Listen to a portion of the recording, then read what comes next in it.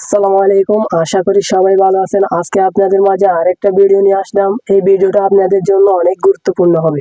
সবাই ভিডিওটা না টেনে শেষ পর্যন্ত দেখেন। আজকে আপনাদেরকে দেখাবো কিভাবে একটা মোবাইল নিয়ে আপনারা 10 থেকে 12টা ফেসবুক অ্যাকাউন্ট একসাথে লগ আউট করে চালাতে পারবেন। আসুন সরাসরি আমার মোবাইল স্ক্রিনে চলে যাই। তার আগে একটা কথা বলে রাখি, আমি নতুন একটা ইউটিউব চ্যানেল করছি। এই ইউটিউব চ্যানেলটাতে সবাই সাবস্ক্রাইব করে দিন, লাইক করে দিন, কমেন্ট করে দিন, শেয়ার করে দিন। আমি এখন সরাসরি আমার মোবাইল স্ক্রিনে চলে আসলাম। আজকে আপনাদেরকে দেখাবো কীভাবে একটা মোবাইল দিয়ে 10 থেকে 12টা ফেসবুক অ্যাকাউন্ট একসাথে লগ আউট করে চালাবেন। তার জন্য একটা অ্যাপস লাগবে। অ্যাপসটার নাম হচ্ছে মাল্টিপ্যারালিল।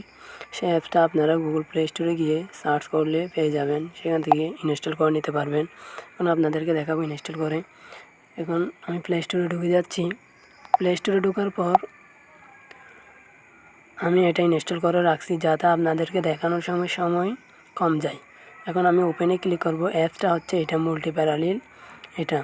এটা ইনস্টল করার পর আপনারা ওপেনে ক্লিক করবেন। ওপেনে ক্লিক করার পর আপনাদের সামনে এরকম একটা পেজ শো করবে। এই পেজের মধ্যে অ্যাড ক্লোন নামে যেটা আছে এটাতে ক্লিক করবেন। অ্যাড ক্লোনে ক্লিক করার পর আপনারা ফেসবুক অ্যাড ক্লোন এখানে ক্লিক করবেন।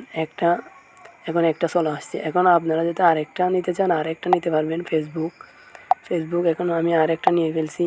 এখন আমাদের এখানে আমার এখানে এখন দুইটা চলে আসছে। এখন আমি যদি আরেকটা নিতে চাই আরেকটা আনতে পারবো। দেখেন এখন আমি আরেকটা নিয়ে আসছি। এইভাবে আপনারা চাইলে মেসেঞ্জারও নিয়ে আসতে পারেন, যাতে মেসেঞ্জারও তো লাগবে ফেসবুক চালাতে চাইলে। এখন আমি মেসেঞ্জারও নিয়ে আসবো, আপনাদেরকে দেখাই। আবার অ্যাড ক্লোনে ক্লিক করব। অ্যাড ক্লোনে ক্লিক করার পর মেসেঞ্জারে ক্লিক করব, আবার অ্যাড ক্লোনে ক্লিক করব। এরপর আবার অ্যাড ক্লোনে ক্লিক করব, আবার মেসেঞ্জারে ক্লিক করব, আবার অ্যাড ক্লোনে ক্লিক করব। এখন দুইটা মেসেঞ্জার চলে আসছে। এখন আবার অ্যাড ক্লোনে ক্লিক করব, আবার মেসেঞ্জারে ক্লিক করব, আবার অ্যাড ক্লোনে ক্লিক করব। এখন আমার 3টা ফেসবুকের জন্য 3টা মেসেঞ্জার চলে আসলো। এখন আপনারা একটা একটা করে লগ আউট করবেন।